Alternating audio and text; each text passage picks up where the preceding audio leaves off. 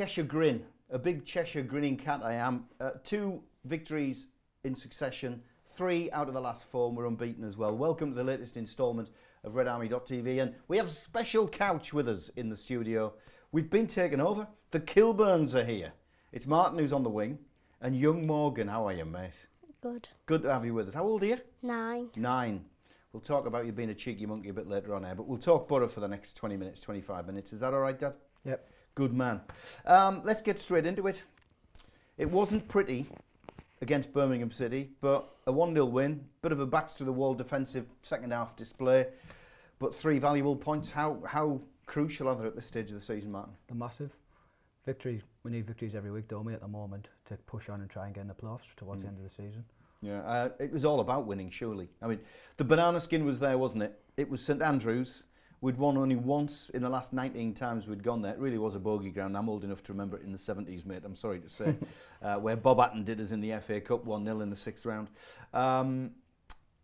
Gary Monk, on his birthday, first game as Birmingham manager, it would have been so easy to let them turn us over, wouldn't it? It's typical Borough if it did happen though, isn't it? But we got the 3 points. We pushed on. We got the 1-0 victory, even if we didn't play too well. Yeah.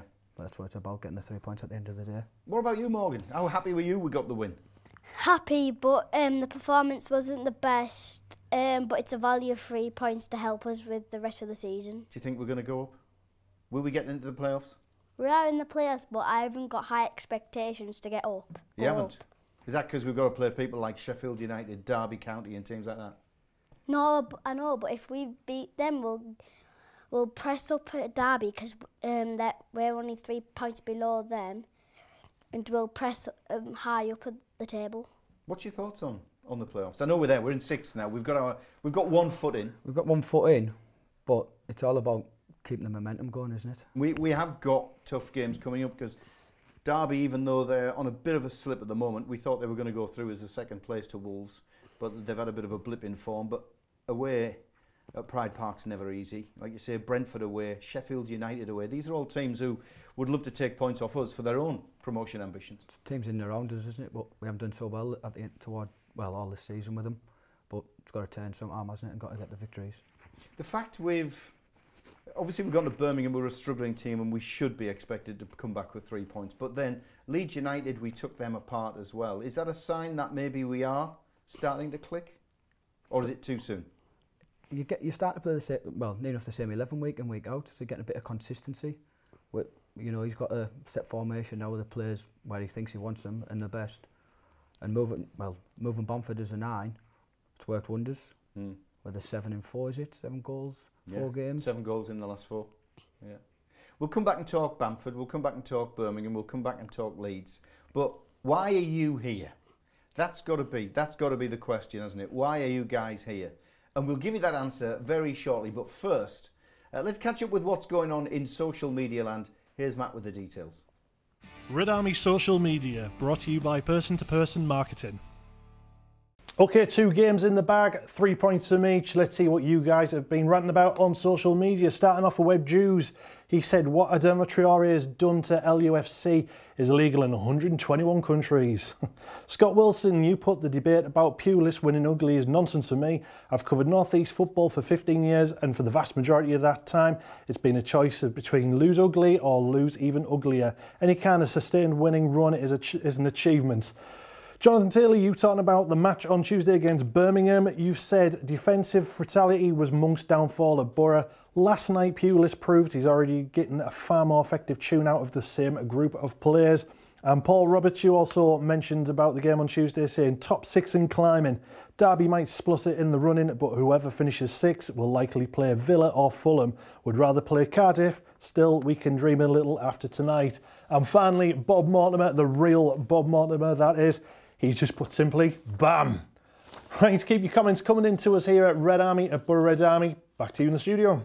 Red Army Social Media, brought to you by Person-to-Person Marketing. We're saying just before social media, there's a reason why you're here, isn't it? I think first and foremost, take a look at that. Is that you? Yes. Go on, you can take it. Have a look. Why is your tongue out? Because my sister, right, I have to copy her what she does. All right, okay. Is this a rule in the house? No, she just asked me to. Okay, and you had your photograph taken, you're a bit of a cheeky monkey with your tongue hanging out. But that's not the reason why you're here, is it? No, the reason why you're here is you went to your first game a couple of weeks ago, wasn't it? Sunderland? What do you make of the away game? That was your first away game? It was all right, but the steward on the left. Why were you there? Why are you a steward? He's not happy, Dad, is he, about the No, he's steward? not. Give us the story. Well, we got told that he was allowed to, with everybody stood up as you're doing away games, a young lass said he's allowed to stand on this empty row, which so he did. Next minute, another steward come from the other end, basically a bit of power mad, told him he wasn't allowed, threatened to kick us both out for him standing on this row. Little bit of arguments, we turned on, got on with the game. Next minute he's chucking somebody else out the row behind us. So, it was a female steward, wasn't it? Yeah. The first one said, look, he's a young lad, Yeah. he's small, he can't see, he can stand. Because we were right, I mean, Yeah. that sterile empty row was right in front of where Yes, we were. And you were told you could stand there, and then this Jobsworth came along Yeah. and threatened to throw you out because you were standing there. Yeah. It's the same Jobsworth, because we put a poster up, we put a picture up on Facebook. It was the same Jobsworth that caused a bit of bother with another lad just a row or two ahead of us. You've got to ask the question whether he's up to the task of standing there with away fans if he's going to behave like that, surely. Well, he's the only one who caused any hassle. It's the only one, you know, when all the other stewards, all the police, they got on with it, they were good, they spoke you, they treat you right, and he just wanted to cause a lot of hassle. Yeah. Well, we're sorry that happened to you, mate. Sorry. We are. I mean, we can't do anything about it, but you know, maybe there's a bit of learning needs to be done by that steward. He needs to learn how to be a good steward rather than a bad steward. But did it spoil your day? Did you still enjoy seeing Borough score 3 goals against Sunderland? It kind of spoiled my day because I was kind of enjoying it till that happened. Yeah. Nice to see the goals go in though. Yeah, but Gutted at the end. it's a draw against the bottom of the league team that literally don't know how to play football. But we always look at the player. We don't look at where the ball's going. We just have to look at the player. Bit of a defensive display in the end, wasn't it? We took the lead and then sat back and defended on the edge of the 18-yard box, conceded, took the lead again for the third goal and then sat back again. Sounds like a bit like Birmingham. Are you happy enough seeing us take the lead and sit back, or what would you rather us do? I'd rather attack to play attractive football, but it's the way Tony Pulis plays, isn't it? He's been effective at Stoke with it, kept West Brom in the league with it. And he's come here, let's hope he can get us up this year, if not this year, next year with the same. Mind you, when he took Stoke up, they were the second highest goal scorers in the division that year. And I mean, we're so used to Ita Karanka. I know we've had Gary Monk sandwiches in there for 6 or 7 months, but we're so used to Karanka. 1-0 will do. Let's keep the ball and pass it square.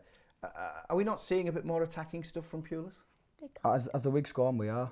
He's getting his the way he wants to play, his style, and unfortunate for him, Gusted got injured. When he's forced to change a bit more attacking, the way Bamford plays, the way he is, his movement is clever, and he's a goal scorer. Yeah. And it's working wonders at the moment. Morgan, what do you think about the way we're playing at the moment? When Tony Pulis came, I was a bit nervy the way I didn't know how he played because he hasn't been with the ball yet any time. First game at home when we had him, it was the first few games we had him, we always conceded at the last minute with like a penalty or a corner. But as the weeks go on, we're like improving it during the game. Like at the last 20 minutes, we're attacking more. Normally, we just sit back and let pressure.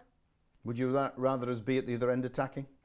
You're not happy with us sitting back defending? Like balanced at the last 20 minutes, like balanced a bit more attacking than defending. Let's talk about Patrick Bamford. Look, he scored 7 goals in the last 4 games. How happy are you with him being now, if you like, the number 9, playing in that position as the centre forward? I'm happy that he's scoring goals, but the past few games, and no one's helping him. Like it's only him and RedArmy playing, like attacking more. What do you think about Paddy and the form he's found? It's back to his best, isn't he? Yeah. You know, he's been played wide left, he's played as a 10, coming in off the right, and he's found his position as a 9. You know, he done it 3 years ago when we got beat at Wembley off Norwich. Yep. As a 9, He's struggled for the last couple of years, but now he's back in there as a 9 and scoring goals. Well, we'll do some focus on Paddy Bamford. We're going to take a short break, but the fact is 7 in the last 4. What was it? He got 19 that season, didn't he, for us? So we've seen what he can do. We'll have a chat about that. We've also got some charity events to bring you away. We'll find out what Pulis thinks of Borough's recent upsurge in form. All that's coming up right here on RedArmy.tv, and we'll take your comments too. You can send us them in, and we'll read them out. Catch you soon.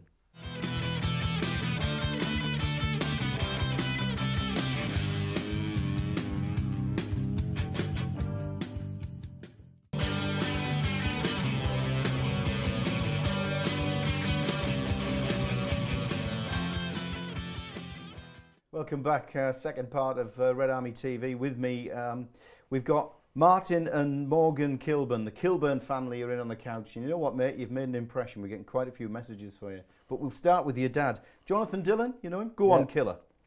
Where did Killer come from? School. All right then. School. Just don't live up to it in here. No blood spilled. Richard Smith. The wee man is quality. Obviously been going to the Borough for quite a while now. So, see, the wee man, that's you. Anthony Poole, he's footy mad. Knows more about footy than I do. He's my uncle. Is he? Ah, so your uncle's watching. Michael Heselhurst, good to have you with us, mate, up the Borough. Alistair Craig, congratulations, RedArmy, PFA Player of the Month. We'll talk about that very shortly. Go on, Morgan's son, that's Anthony again. Martin Day, I was at the Birmingham game. We really struggled second half, but a win is a win up the Borough. It was more painful watching you three amigos watching a TV that I couldn't. Thanks for that one, Stuart. He's talking about us being at the Star last night. So you've got your fan club. I tell you what, can we move you a bit closer to your dad? It looks like you don't want to know him. There you go. That's much better. Good man. Let's have a quick chat about RedArmy, because PFA Award, National Award for the Championship, Player of the Month. Deserved? Yeah. This month he's been brilliant. Since Pulis come in, he's been brilliant. His third manager to try to get the best out of him, and it looks like he is. Yeah, he does a lot of work on the touchline, and whether you've seen it during a game, he'll be shouting, come here, get there, do this. Yeah, we see him. You do see it a lot. Yeah, got to be managed. But what do you think of RedArmy? He's been amazing the past few months. The way he's played, the way he's wants to do well for the team and works hard. He deserves to be the PFA Player of the Month. Not Paddy Bamford with all his goals. Paddy Bamford, he should be a nominee in the nominations. What does that say about the team currently then, if we've got RedArmy who's winning those sort of awards and you've got Bamford scoring 7 in the last 4? What does it say about us now? It says we're getting there, we're clicking, we're starting to improve, we're starting to march up the league. Yeah. Starting to make an impression on other teams, and hopefully teams will be scared to play against the pair of them. Yeah, absolutely. Tell you what we'll do. It's time for us to catch a bit of reaction to the last couple of games. Leeds in particular, we had a camera at the Riverside. Tony Pulis came in after that 3-0 drubbing of the I was going to say the old enemy. It sounds like England versus Scotland, but we do have plenty of battles. The North against South Yorkshire battles against Leeds. This is what Pulis had to say after the Leeds game. Well, we've got 11 games to go. There's a lot of good teams in this league, and a lot of supporters from those teams who believe their team and their football club should be in the Premiership. It's a tough league. It's a real tough league. So what we've got to do now is make sure we just follow it up, and then that's going to be difficult. We've got a very, very difficult game at Birmingham on Tuesday night.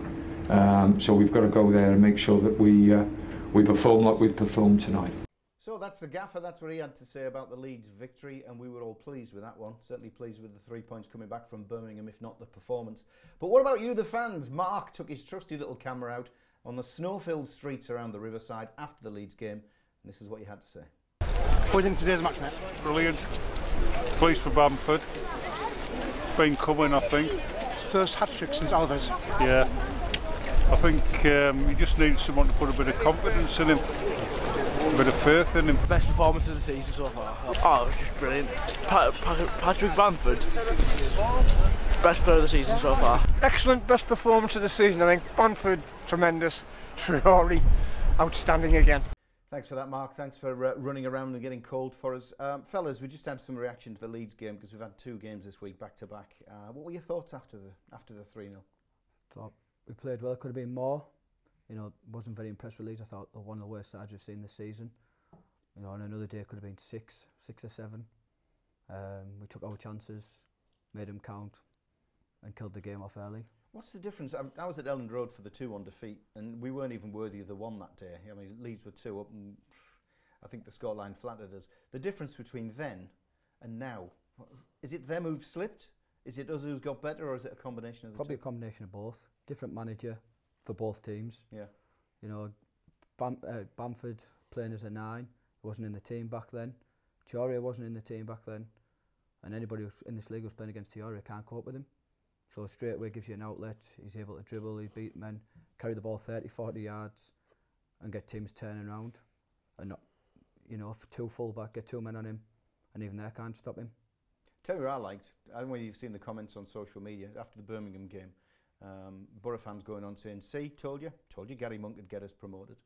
It's funny that, isn't it? Cause I've seen things on like Instagram, like they say things like that. What did you make of the 3-0 against Leeds? Was it all Paddy Bamford? Was he the man of the match, or? It wasn't all Patrick Bamford. He was like the main player, but RedArmy, Besic, and they were the ones that set him up. Like they were in the attack. What do you make of Mo Besic? Because he's one of the new lads who's coming, hasn't he?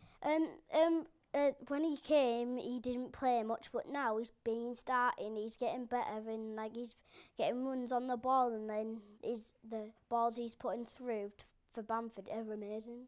Like the one at Sunderland, where outside the foot, it went over the top. Yeah, what do you make of Besic? I think he's been good. Premier League quality, he's coming through.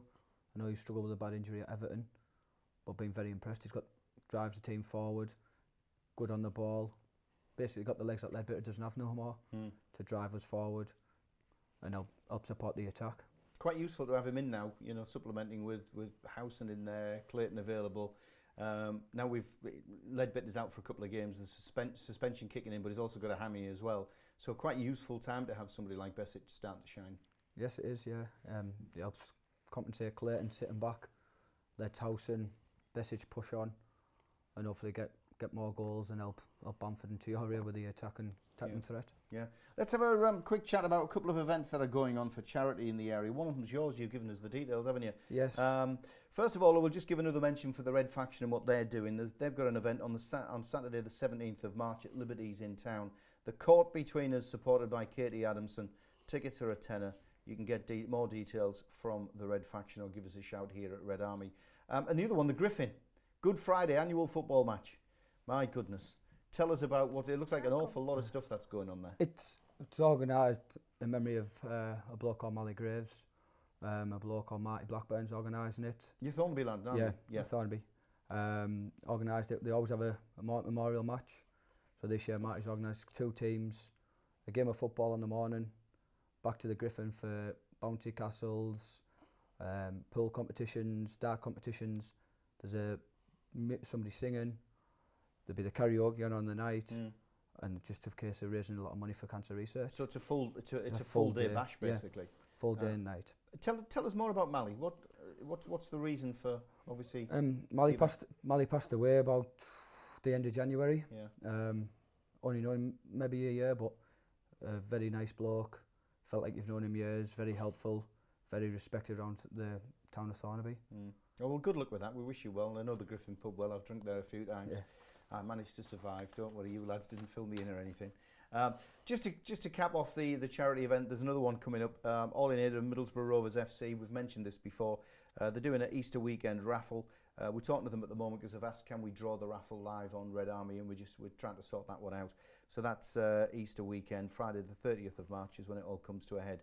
Details there's numbers, details online if you want to help Middlesbrough Rovers FC as well. So plenty going on. If you've got any events happening, give us a shout here at Red Army. We'd love to plug them for you. So that's the charity events, fellas. Let's look ahead. We've got a small matter of Barnsley coming up. What do you reckon at the Riverside? What are we going to do? We should play like we did on Friday, but there's no promises. We should beat them, but there's typical Middlesbrough for you. We could lose. But typical Middlesbrough, could we not have lost at Birmingham? Maybe we're just getting over that typical tag. Do you think? Yeah. Hoping. Yeah, we should be getting over that. We should beat Barnsley. We should win our next 2 games that we've got. And Dad, what do you think?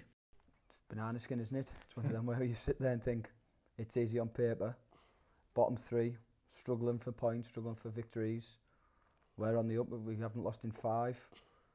And it's one of them, isn't it? Hopefully another 2 or 3 goals to help us cement our place in the playoffs. I don't know whether you're a stats person, but there's some great stats doing the rounds at the moment. I think it's 14, is it 14 games? Let's get this right.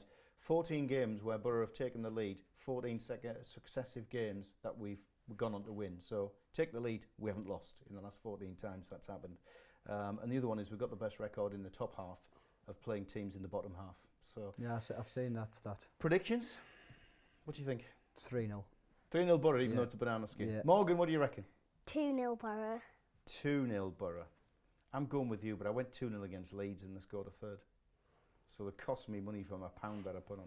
Fellas, delighted to have you in. It's great to have the family in on the couch. We'll welcome you back later on in the season. Let's see if we can get promotion. Nice to have you, fellas. Nice to have you with us as well on Red Army. We'll catch you next week. See you.